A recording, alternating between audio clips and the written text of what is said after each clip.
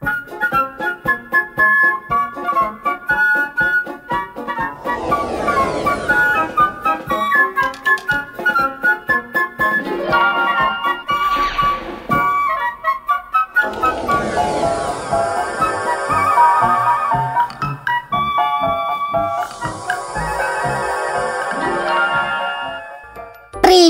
друзі! Добрий вечір, любі хлопчики та дівчатка. Вітаємо вас на програмі Кольорові сни. У студії ведучі Людмила Іванівна Та я, дівчинка Оленка. Сьогодні, малята, ми з Оленкою розповімо вам українську народну казочку, яка називається «Як поспішала черепаха».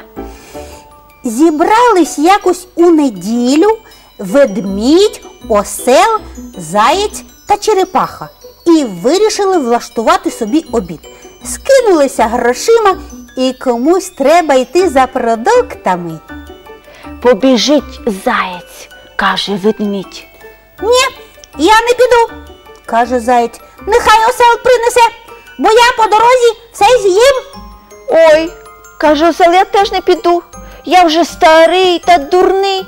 Нехай краще піде ведмідь, він за мене розумніший і сильніший».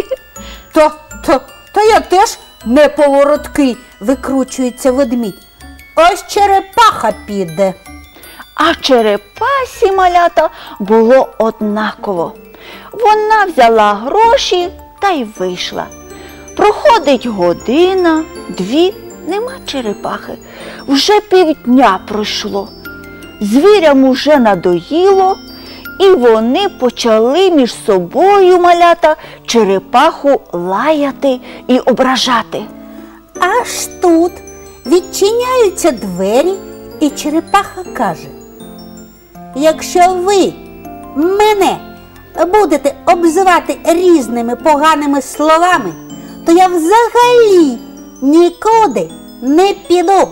Ось так, малята, виявляється, черепаха ще нікуди й не ходила.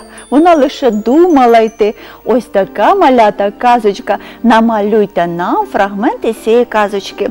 І обов'язково малюйте фарбами або хоча фломастерами, щоб ваші малюнки були дуже добре видно на екрані. Свої листи надсилайте як на поштову, так і електронну адреси, які вказані в кінці нашої передачі. Переможець що дістане, Оленко?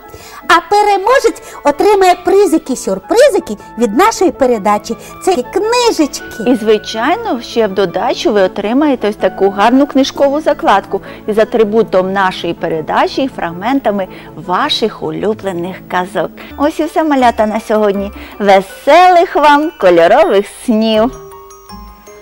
На добраніч, малята!